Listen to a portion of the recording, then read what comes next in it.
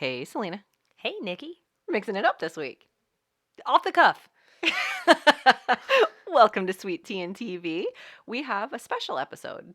This is totally unprepared and off the cuff because we had a really fun experience last night, and we want to talk about it right now. Yeah. So, in season 2 of our podcast, between episodes 5 and 6, we did a review of the Designing Women play from Fayetteville, Arkansas, from TheatreSquared. We had one episode where we did like our hot takes, sort of a sneak peek of what we were thinking about the play, and then we really dug in deep in the second episode. We were thinking that would be the only opportunity we'd ever have to see this play, and we had to watch it virtually. But Selena, I think you found out that the play was coming to Atlanta. Yeah, we've got you on Google Alerts, Designing Women. We're on it now. That Yeah. play, I think, was the thing that kind of put us over the edge. We were like, nope, we need to know more. So we found out that at the Horizon Theater in Little Five Points in Atlanta, they were doing the play. And we thought, oh my gosh, Atlanta, the play about these people who live in Atlanta. Like, this is our time. It's our hometown. It's our time. We have to do this. Yeah. So we had a great opportunity to go. We reached out to the theater and asked, could we come? And they invited us to the media night. So we got to go see the play live. Yeah. So thank you. Thank you very much, Horizon Theater. It was a cute venue. I had never been. Had you ever been?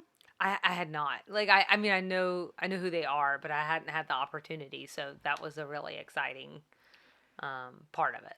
So it was really fun to get to see it live. It was a totally different cast. I think I've sort of pieced together from the last time we saw it. So we had all new people playing all the characters. The play was mostly the same with a couple differences. But just all in all, a really fun night. And I didn't want the moment to pass without us at least we gave it the hour and 14-minute treatment in 2021. So I don't want to do that again, but I thought maybe if we could just share like our top reactions or any observations we made, because it was very different watching it in person than it was watching it virtually. So I thought maybe we could do that today.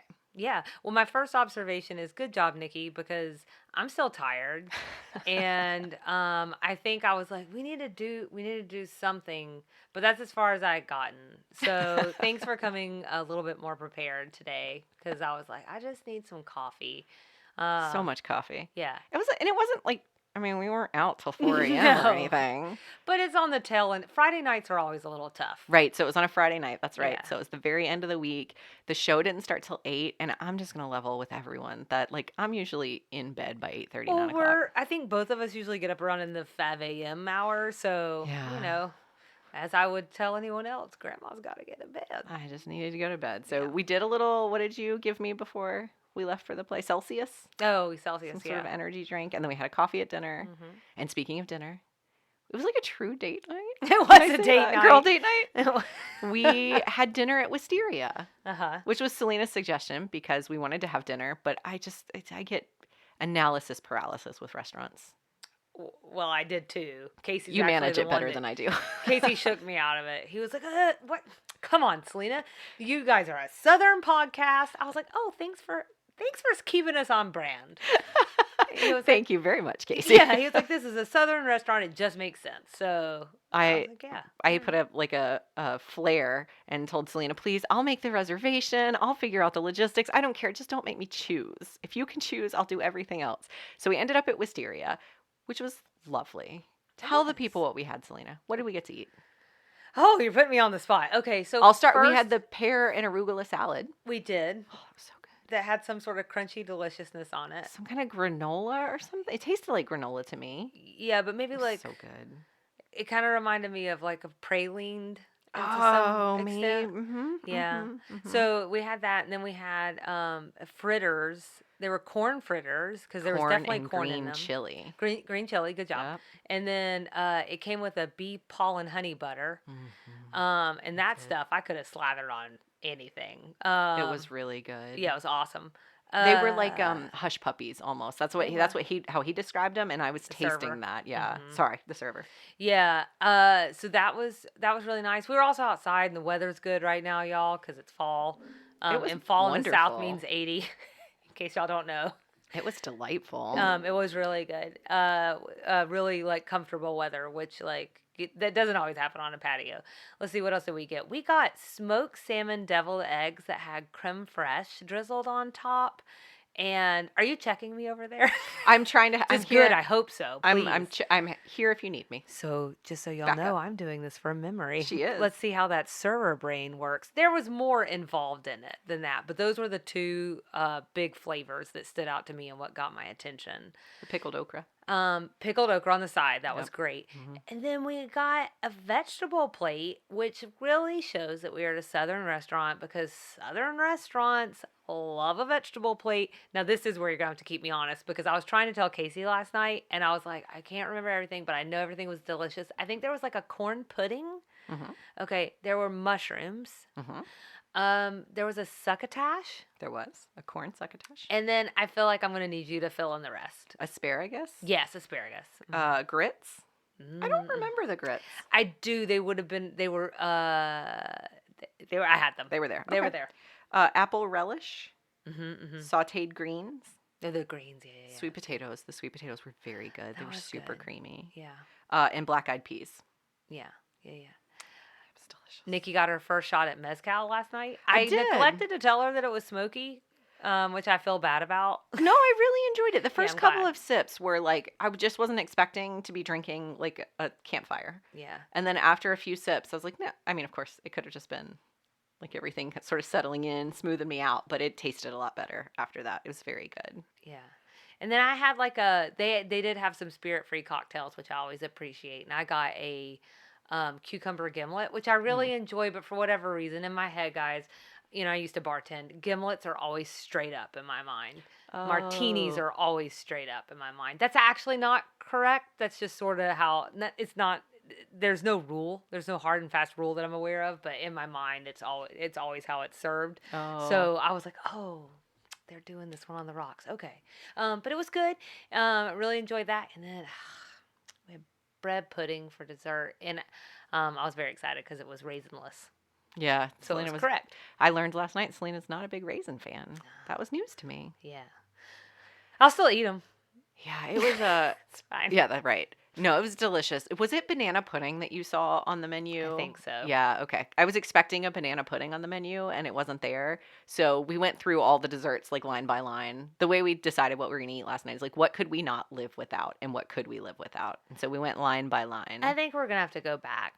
We have to, whether it's yeah. separately or together. Yeah, we're gonna have to Whatever, go or back. both. But yeah, I didn't get enough of the menu because there's just two of us, and Nikki really did get like you're right. I was like, well, just get 4 more things. It's fine. I am so anxious about food waste and I'm not weird about like temperature of food usually, but I didn't want to leave it sitting in the car for like 4 hours because we knew it was a long play. I don't know, man. I was thinking about just eating it right there. In It's the theater. true. It's That would true. have We been like should've a done little that. rude, but like, Was that against the rules? uh, I don't know. obviously I don't follow the rules. But we can get to that. So anyway, dinner was delicious, and that sort of set us up to get to the theater right on time. It was sort of general admission, sit wherever you want. But we were super impressed, I think, about how like every seat was good. They had the center Yeah. section saved for season ticket holders, which fortunately we found out before I led us straight to some amazing season ticket holder seats. I was like, why are these seats still open? Let's sit. Oh, never mind. Nope, nope, nope. We're going to sit over here. So we sat on the right-hand side of the stage if you're on the stage looking out, and it was great. I felt like I could see everything. I didn't have Yeah. any issues. Yeah, actually, are we in it? Are we in our reaction? Not really, but go for it. Well, because mine is just like so steeped in the theater. The theater. The theater itself. I just love the intimacy. I thought that was pitch perfect, especially for Sugar Bakers, which is a very intimate setting as well. Right. So it was like really cozy to me, and it sort of cemented what I've said many times, and that's that designing women often feels like a one-act play. And well, what was it? I don't know. It was one act. It wasn't. But 2 acts, right? I 'Cause we think had the so. intermission. I think that's I don't right. know what the parts are called. Are they scenes in between where they turn the lights off, they clear the stage? I think that's or right. resets or something. I think that's right. Let's see if I can harness my drama knowledge from 1999. Yeah, the theater was really great. I just enjoyed the overall experience of having the opportunity to see it in person. It's not so. I talked about in our main episode that like theater is not. It's not my favorite format. I always feel like I need to say that apologetically, but I think you're allowed to just not love some things that other people really love. It's not that I think it's dumb. It's not that I think it's a waste of time. It's just not my preferred format. I maybe have changed my mind like a little bit because I actually really enjoyed seeing it in person. Yeah. It felt like you said, it felt intimate. I felt like I was part of it. It's an It's an experience. experience. It's like very immersive. And I really, really enjoyed it. So I'm like super grateful to Horizon for giving us the opportunity to come see it because it was a total experience. Yeah, I can't stress enough the proximity to the stage that we had. Yeah. Really almost made me feel like we were in an immersive experience. And Yeah. then when they would do the Charlene parts, she's over on the side to indicate that separation from, she's not actually at Sugar Baker's. And like she would, like we could have shook hands. Yeah, she was That right was next to it. cool. I love that. I am not confident I didn't make eye contact with Catherine Lanasa, who played Julia, a couple of times. I feel pretty confident when she was sitting in that chair right in front of us. Yeah. Oh, Right you were there. connecting. We were connecting. Oh, okay. She Well, was good. acting to me. Good. Did she want to do an interview? We could have found out. They had a like champagne reception afterwards, but it was like close to midnight. We had both gotten up at 5 that morning. Yeah, grandmas were It tired. was like a 45-minute drive home, so we Yeah. missed it. Yeah. But if she hears this, we'd love to talk to any one of the actors. Yeah. They're welcome. I have a couple of observations about the storyline that I'm not sure I noticed last time, and I'm just curious if you noticed the same things. Lay it on me. Charlene had a diatribe at the end about, I hate using the word diatribe. Let me change that. She made some remarks at the end about how the women always use the word hillbilly disparaging. They make Yeah. all these deliverance comments. And it just sort of came out of left field a little bit. And I don't remember feeling that way when we watched the play the first time. But this time I was like, Charlene was literally only there for like 10 minutes at the very beginning, enough to introduce Haley. And then she was gone. There weren't a lot of hillbilly jokes. There were a lot made in the TV show, but in this, there weren't. And so I wasn't sure if that felt like a plot hole to you, or maybe it's like super on brand because it's so on brand with the show. But her Yeah. whole thing at the end just felt so like pulled out of left field to Quick. me. Super quick. Quick. Super quick. Yeah. I think we talk about that with the show some. Just like because unfairly to anyone having to write for a sitcom, you have 22 minutes. And so you have to cover so much ground in 22 minutes. And so sometimes I think across the board sitcoms have pacing issues. And I think that we didn't really get to live in that moment because it did feel like towards the end I would have liked to have spent more time in that bond that we felt right at the very tail end. Yeah. That would have been nice. Because I got misty-eyed because Oh, sure. Yeah. LBT, man, she really knows how to write the bond of women. I think I said that back around the play, and last night it just sort of reminded me of just how like amazing she is at that. And so I think I would have just liked more of that. Yeah. Instead of so long with them being kind of upset with one another. But yeah. The other thing I wanted to ask you about was, did they ever say early on in the play that Sugar Baker's was in financial trouble again? Because the whole ending of the play Yeah. is about they have this massive falling out because they've been quarantined together. Go back and listen to our big long episode because we give you all the high points in the plot. But they're quarantined together. They have a lot of falling out because they have different political beliefs, different moral values, perceptions, whatever. And so they say they're going to split up, but it's because they can't stay afloat because Suzanne is pulling her share Equity out. out, yeah. And it just felt like there was a conversation missing there. They never mentioned they were in financial trouble. They never were on the That's ropes fair. like that. I wonder if and I don't know, but I'm just going to take a stab in the dark to see if maybe we can get somewhere. If you stab something. See if I really stabbed the hell out of something. But no, like what if in LBT's mind, because this was so centered around the pandemic, and we know that so many businesses have faced such hardships in the past couple of years, and given they're a design firm and we're talking about the things that go first, design, that's got to be one of them. I wonder if she just felt like it was a given that obviously they'd be having financial troubles at this time. But I don't know. I think it's a fair comment. And I think the other thing I'm going to say, and it wasn't actually on my original list, but You saying that reminded me. I was worried this was going to feel really dated because we saw it in late 2021. It's a play based in 2020. So when we first saw it, it was late 2021. I was already a little like, is this going to feel dated? So then seeing it almost a whole year later, I was like, oh, how is this going to hold up? It put me right back into the frame of mind of 2020. And I had forgotten how. I hadn't Did you like that trauma? I don't feel as viscerally every day how traumatic that was. Yeah. And that was a really, I think, actually helpful reminder. It put me right back in the trauma and it gave me perspective for like, man, we have really lived through some stuff. Yeah. We've really done it. Yeah. So it wasn't as dated as I thought it was going to be. It still felt current and still felt relevant. Yeah, I think it kind of speaks to her ability to be bold because I think that is a bold choice Hmm. to do something so recent. I think it can go really well and I think it can blow up in your face. Yeah. I think at least offline, you and I both love The Crown.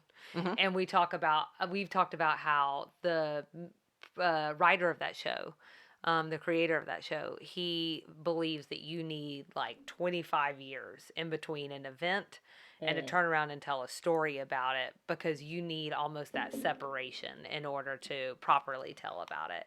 Hmm. I think we could argue that she's proving that wrong. Yeah.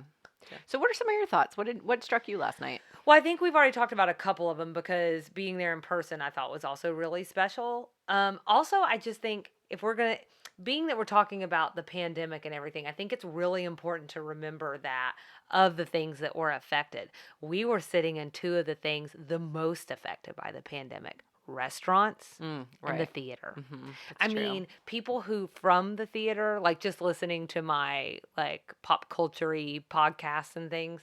I mean, I don't know that the concern is as heightened, but there was a real fear that we were going to lose theaters completely in this country. And that's a craft that goes back an amount of years that I'm not aware of off the top of my head, but I know it's a long time. And one could argue it goes back to being just around a fire and storytelling, which is as old as humans themselves. So I think that would be a real loss for humans. It's just a really important art form. And Lisa Adler, who is the co-founder of the Horizon Theater, she gave some remarks at the beginning of the play. She did. And one of the things she said was she thanked a federal grant that kept their theater alive through the pandemic and helped sort of keep them afloat. And it was just sort of like it's just so weird how this play is covering content 2 years old. But like you said, we're sitting in this industry that is kind of still feeling some of Yeah. the ripple effect. Yeah.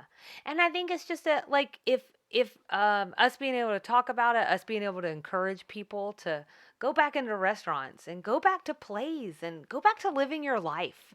Mm. I mean, do so like we will, I never would want to push anybody or make anybody move faster than they're ready to because I know that these last 2 years, I think traumatic is a great way to frame it. But I think it was just a good reminder of how important that is. There's a reason that plays happen in person. It's because the actors need people to play off of. That Hmm. gives them that excitement and that energy, and you feel that in the room. And that's just a really cool thing. Another thing that I saw was that I really enjoyed about this was the chemistry and the closeness between the cast. I Yeah. saw that. I felt that the entire time. I noticed it in the little like arm grabs and the hugs and the embracing. It all felt very real to me. It felt genuine. They seemed excited every time another character entered. They seemed like they had a real life friendship and bond that strengthened, I think, the whatever of the play. Especially Cleo and Charlene, the two actors that played them. Yeah, They see like I felt like I was watching two friends hanging out together. may have been. Yeah, If entirely. if we hadn't been so tired, we may have found out. Yeah, I have looked into the cast a little bit this morning. Now that we know who actually was playing, because I never know if it's going to be the understudy or the principal actor. So I wanted to see who was actually playing, and now that I know, I did like a little bit of a deep dive, and the almost the entire cast was like Atlanta native, Atlanta living. Maybe native's not the right word, but like Atlanta living, Atlanta active. So they really may know each other from other plays, other external experiences, but it really did. You're right. It felt like watching Friends. I think that's right. I think that they're I'm just taking some. I'm not in this world, but I just imagine that there's probably a very tight knit artist community when it comes to theater. Like, Especially post 2020 I when they had to don't band think, together. right, I don't think that world is huge. Yeah. So especially when you're talking about like site specific. Hmm.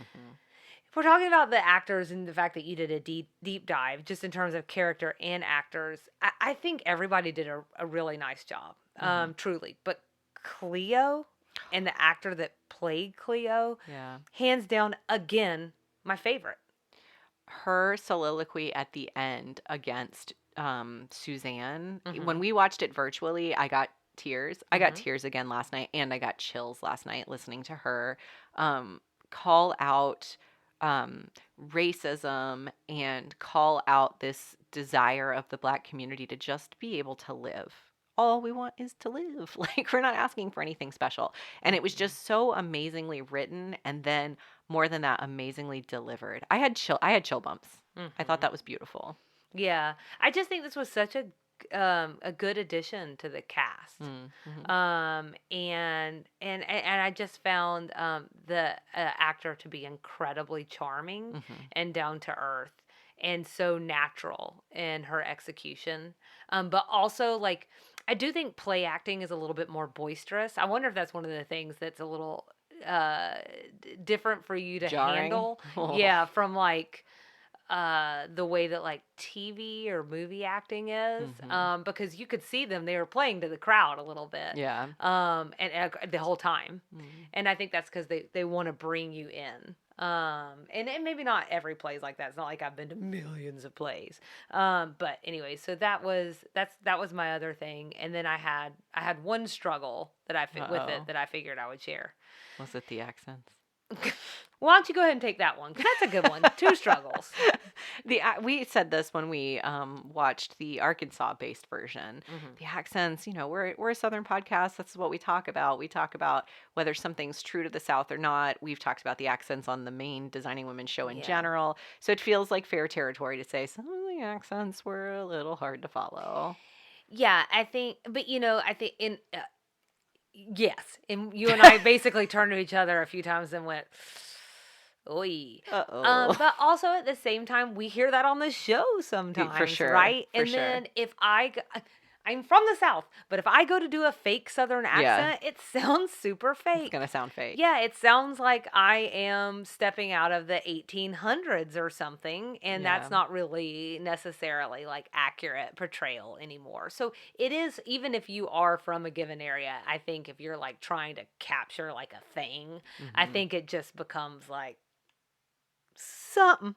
I feel like Catherine Lanassa's was really, she channeled that smoky, smooth Julia voice. I Mm-hmm. thought hers was it was really good. Mm-hmm. Some other times, like you said, we turned to each other and we're like, oh, this isn't good. Yeah.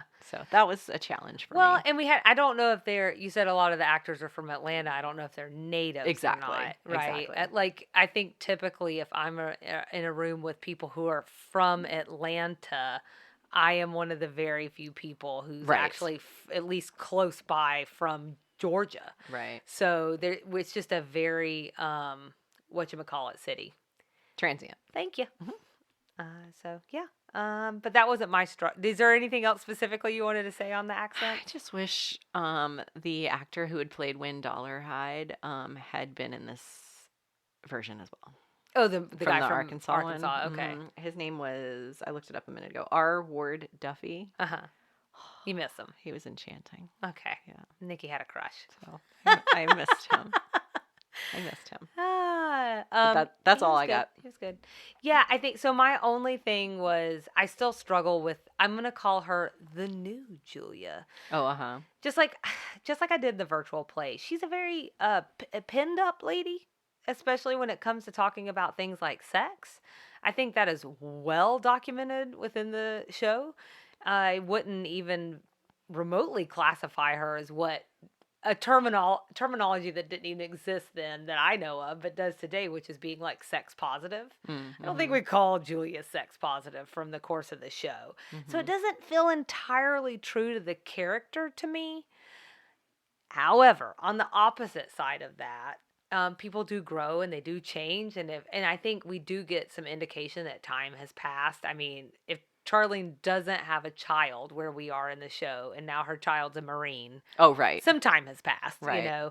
I think that if LBT made a conscious decision to make her like more owning of her sexuality or whatever, a little bit freer there, if that's what she was purposefully doing, then I think in a way that's a change for a good, because I'd rather hear that than her making slut shaming comments towards her sister. For Yeah. sure, any day. I'm glad you brought this up because I thought about this morning. Because you had mentioned that last night, just briefly in passing, that you were still struggling a little bit with that character. And what I was going to counter with is the undercurrent of the entire play was how the pandemic changed us, how the Mm. political environment of 2020 and the previous election changed us. Fundamentally, we are all different. One way or the other, whichever side you're on, you are fundamentally different. And so I think what we saw through the course of the play was Julia changing. Her Okay. liberal use of foul language that was just driving Suzanne crazy, all these things that like are very different from this character we've grown to know in the show. I sort of wondered if that was almost like amplified in the play because that's the whole thing. The whole thing is we're all so different now. We're changing. Times are changing. That's very profound. Can I have a late breaker? Please blow me away. This kind of bothered me to no end last night. Uh-oh. The out loud messaging machine. The out loud messaging machine. They kept calling and leaving messages. Oh, uh-huh. Where is that happening in 2020? It's a good question. If it was a device for the play, I think that's fine. Yeah. But it's just like in so many ways, I think there was a real effort to show that time has marched on, Yeah. But then Yeah. throughout the play, we get messages. And I was like, and I didn't even notice in the virtual play. I don't know if I was like, I think that it's another reason I'm glad we watched it again, because I think I was able to be a little bit more free. I wasn't so worried about catching everything. Yeah. And Mhm. in that, I was like, wait a second. Who has an answering machine that is going off in the background anymore? And they were all comments about a blog post. So one, blogs you could argue like that seems dated anyway in 2020. But when couldn't you just respond to a blog post? Yeah. Why would you be calling someone on a Yeah. landline? Right. So device of the play, maybe. I but think they shaky. could have had Alexa read out of the emails or something because they did bring that Alexa would've been in. funny. That would have been funny, right? Good job. LBT. Call us. Yeah. Oh, never mind. My last one. LBT. Oh. Please come to Atlanta and see this. Oh my gosh. So again, the co-founder said in her remarks at the beginning, and before we get to the play, the writer herself is here with us. And there was an audible gasp in the audience. And I think Selena had been thinking she could even I thought she have might. been there. So there was like this expectation. And then she goes, that's right. She's watching us on Zoom. And she pointed to a camera in the back. And we were all like, oh. Right. And that's okay. That's It's totally okay. fine. It's okay. We just would have loved selfishly But to see her. Linda. Come visit. Linda. The Linda. show is set in Atlanta. You did that. There was a reason behind it. Now the play that you wrote that is so lovely is also playing in Atlanta in a really cool venue. Like where Atlanteans, AT-aliens, are coming in to see the words that you've put on the paper about these characters all these years later. Come join us in this like very meta experience. Our podcast, you mean? Well, that'd be great too. But like, even if you have nothing to do with us ever, which would be a shame because we love you. Like, still go do it. She should, if nothing else, she should revel in like enjoying her own play in the environment that she cultivated, built on a real Yes. place. Yeah, it's so Yeah. cool. It is very cool. I think that was like one of the reasons that, like, even though you and I have like a lot going on right now, that we were like, we have to make it happen. we had to drop everything. We had to go. Yeah. we Yeah. did. Do you have anything else you want to add about the play? I don't think so. Just yay, what a good night. So much fun. A huge thank you to Horizon Theater for having us. Yeah, thank you. I believe the show is ongoing until early November, I think is what Lisa said in her opening remarks. It's not written on the program, which I have in my hand right here, but I believe I heard them say early November. So if you are in the Atlanta area and you're a huge Designing Women fan, or if you're not from the Atlanta area, but you could road trip to Atlanta, it's probably worth going to see this right in the town where it's based.